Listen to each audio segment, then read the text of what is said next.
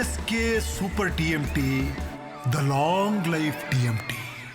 Deadly ಆಕ್ಸಿಡೆಂಟ್ಗೆ 6 ಮಂದಿ ಬಲಿಯಾದಂತಹ ಘಟನೆ ಯಾದಗಿರಿಯಲ್ಲಿ ನಡೆದಿದೆ. ಕಾರು ಮತ್ತು ಖಾಸಗಿ ಬಸ್ನ ನಡುವೆ ಆದಂತಹ ಆಕ್ಸಿಡೆಂಟ್ ಇದು. ಕಾರು ಚಾಲಕನ ನಿರ್ಲಕ್ಷ್ಯವೇ ಈ ಆಕ್ಸಿಡೆಂಟ್ಗೆ ಕಾರಣ ಅನ್ನೋದು ಗೊತ್ತಾಗ್ತಾ ಇದೆ. ಕಾರು ಡಿಕ್ಕಿ ಹೊಡೆದಂತಹ ಫೋರ್ಸ್ಗೆ ಬಸ್ಗೂ ಕೂಡ ಬೆಂಕಿ ಹತ್ಕೊಂಡಿದೆ. ಕಾರ್ನಲ್ಲಿದ್ದಂತಹ 6 ಮಂದಿ ಸುಟ್ಟು ಕರಕಲಾಗಿದ್ದಾರೆ. ಬಸ್ಸಿನ ಒಳಗೆ ಎಷ್ಟು ಜನ ಇದ್ರು, ಅವರ ಪರಿಸ್ಥಿತಿ ಏನಾಗಿದೆ, ಎಲ್ಲದರ ಅಪ್ಡೇಟ್ ಸಿಗಬೇಕಿದೆ.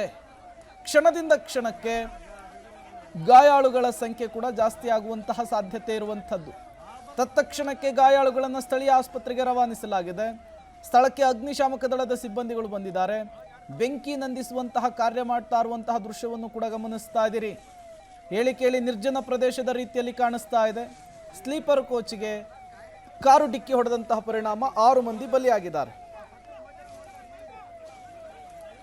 ಡೀಟೇಲ್ಸ್ ಅನ್ನು ಕೊಡೋದಕ್ಕೆ ಪ್ರವೀಣ್ ರೆಡ್ಡಿ ಜಾಯಿನ್ ಆಗಿದ್ದಾರೆ. ಪ್ರವೀಣ್ ರೆಡ್ಡಿ, ಈ ಆಕ್ಸಿಡೆಂಟ್ ಆದಂತಹ ಸ್ಪಾಟ್ ಹೇಗಿದೆ ಅಂತ ಹೇಳಿ, ಕಿರಿದಾದ ರಸ್ತೆ ಇದೆಯಾ ಅಥವಾ ಕರ್ವಿಂಗ್ ಇದೆಯಾ, ಹೇಗಿದೆ ಆ ಜಾಗ ಹೇಗಿದೆ ಅಂತ ಹೇಳಿ? ಪ್ರೇಮ್, ಈಗಾಗಲೇ ನಾವು ದೃಶ್ಯದಲ್ಲಿ ಕೂಡ ನೋಡಿದಂತೆ ಏನಂದ್ರೆ ಅದು ಒಂದಂತ ಕಿರಿದಾದಂತಹ ರಸ್ತೆ ಇದೆ. ಅಂದ್ರೆ ಒಂದು ಸುಮಾರು 60ರಿಂದ 80 ಸ್ಪೀಡ್ ಹೊರದ್ರೆ ಸಮಸ್ಯೆ ಯಾವುದೇ ರೀತಿಯಿಂದ ಆಗಲ್ಲ. ಆದ್ರೆ ಕಾರು ಚಾಲಕನ ಒಂದು ಅತಿಯಾದಂತಹ ರ್ಯಾಶ್ ಡ್ರೈವಿಂಗ್, ಅದು ಕೂಡ ರಾಂಗ್ ರೂಟ್ ಅಲ್ಲಿ ಹೋಗಿ ಬಸ್ಸಿಗೆ ಮುಖಾಮುಖಿಯಾಗಿ ಡಿಕ್ಕಿ ಹೊಡೆದಿರೋದೇ ಇದಕ್ಕೆ ಪ್ರಮುಖ ಈ ಒಂದು ಘಟನೆಗೆ ಕಾರಣ ಅಂತ ಹೇಳಿ ಈಗ ತಿಳಿದು ಬಂದಿದೆ. ಇನ್ನೊಂದು ಪ್ರಮುಖವಾಗಿ ಒಂದು ಅಪ್ಡೇಟ್ ಆಗ್ತಾ ಇದೆ ಪ್ರೇಮ್ ಕುಮಾರ್, ಏನಂದ್ರೆ ಘಟನೆಯಲ್ಲಿ ಮೃತಪಟ್ಟವರ ಸಂಖ್ಯೆ 6ರ ಬದಲಾಗಿ ಈಗ 7ಕ್ಕೆ ಏರಿಕೆಯಾಗಿದೆ. ಸೊ ಅಂದ್ರೆ ಬಸ್ನಲ್ಲಿದ್ದಂತಹವರು ಕೂಡ ಈಗ ಮೃತಪಟ್ಟಿರಬಹುದು ಎಂಬ ಸಂಶಯವನ್ನ ಈಗಾಗಲೇ ಪೊಲೀಸರು ಕೂಡ ವ್ಯಕ್ತಪಡಿಸ್ತಾ ಇದ್ರು. ಒಟ್ಟು ಈ ಘಟನೆಯಲ್ಲಿ ಈ ಮೃತರ ಸಂಖ್ಯೆ 7ಕ್ಕೆ ಏರಿಕೆಯಾಗಿದೆ. ಈ ಒಂದು ಸಂಖ್ಯೆ ಇನ್ನೂ ಹೆಚ್ಚಿಗೆ ಆಗುವಂತಹ ಎಲ್ಲಾ ಚಾನ್ಸಸ್ ಕೂಡ ಇದೆ. ಯಾಕಂದ್ರೆ ಈ ಒಂದು ಭೀಕರವಾದಂತಹ ಡೆಡ್ಲಿ ಅಪಘಾತದಲ್ಲಿ ಏನಂದ್ರೆ ಕಾರು ಸಂಪೂರ್ಣವಾಗಿ ಸುಟ್ಟು ಕರಕಲಾದ್ರೆ, ಇನ್ನೊಂದು ಕಡೆ ಬಸ್ ಕೂಡ ಸಂಪೂರ್ಣವಾಗಿ ಸುಟ್ಟು ಕರಕಲಾಗಿದೆ. ಹೀಗಾಗಿ ಬಸ್ನಲ್ಲಿದ್ದಂತಹ ಎಷ್ಟು ಜನ ಪ್ರಯಾಣಿಕರು ಇನ್ನೂ ಕೂಡ ಏನಂದ್ರೆ ಸಾವು ಬದುಕಿನ ನಡುವೆ ಹೋರಾಟವನ್ನು ನಡೆಸ್ತಾ ಇದ್ದಾರೆ ಎಂಬುದರ ಬಗ್ಗೆ ಕೂಡ ಮಾಹಿತಿಗಳು ತರಬೇಕಾಗಿದೆ.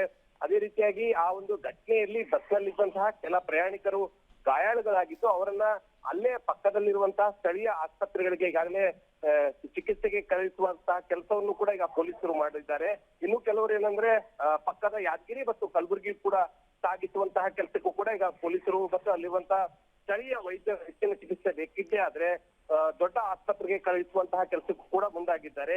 ಹೀಗಾಗಿ ಈ ಒಂದು ಸಾವಿನ ಏರಿಕೆ ಆಗುತ್ತಾ ಎಂಬ ಒಂದು ಪ್ರಶ್ನೆ ಕೂಡ ಈಗ ಕಾಡ್ತಾ ಇದೆ. ಯಾಕಂದ್ರೆ ತುಂಬಾ ಭೀಕರವಾದಂತಹ ಡೆಡ್ಲಿ ಆಕ್ಸಿಡೆಂಟ್ ಆಗಿರೋದ್ರಿಂದ ಸದ್ಯ ಈಗ ಸಾವಿನ ಸಂಖ್ಯೆ 6 ಇತ್ತು, ಈಗ 7ಕ್ಕೆ ಏರಿಕೆ ಆಗಿದೆ. ಪ್ರೇಮ್ ಕುಮಾರ್, ಈ ಡೆಡ್ಲಿ ಆಕ್ಸಿಡೆಂಟ್ ನಲ್ಲಿ ಮೃತಪಟ್ಟವರ ಸಂಖ್ಯೆ 7ಕ್ಕೆ ಏರಿಕೆ ಆಗಿದೆ. ಗಾಯಾಳುಗಳಿಗೆ ಆಸ್ಪತ್ರೆಯಲ್ಲಿ ಚಿಕಿತ್ಸೆಯನ್ನು ಮುಂದುವರಿಸಲಾಗಿದೆ. ಯಾದಗಿರಿ ಬಳಿ ಸಂಭವಿಸಿದಂತಹ ಆಕ್ಸಿಡೆಂಟ್ನಲ್ಲಿ ಮೃತರ ಸಂಖ್ಯೆ 7ಕ್ಕೆ ಏರಿಕೆ. 2 ಮಕ್ಕಳು ಸೇರಿ 7 ಮಂದಿ ಸಜೀವ ದಹನವಾಗಿದ್ದಾರೆ ಅನ್ನೋದು ಗೊತ್ತಾಗ್ತಾ ಇದೆ.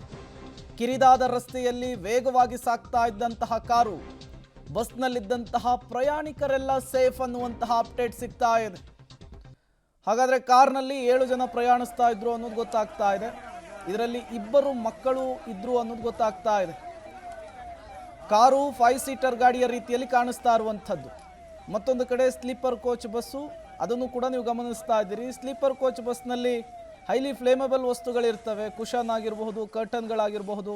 ಹಾಗಾಗಿಯೇ ಬೆಂಕಿ ವ್ಯಾಪಿಸ್ಕೊಂಡಿರೋದು ವೇಗವಾಗಿ ಗೊತ್ತಾಗ್ತಾ ಇದೆ. ಮತ್ತೊಂದು ಕಡೆ ಕಾರಿನ ಪರಿಸ್ಥಿತಿಯನ್ನು ಕೂಡ ನೀವು ಗಮನಿಸ್ತಾ ಇದ್ದೀರಿ.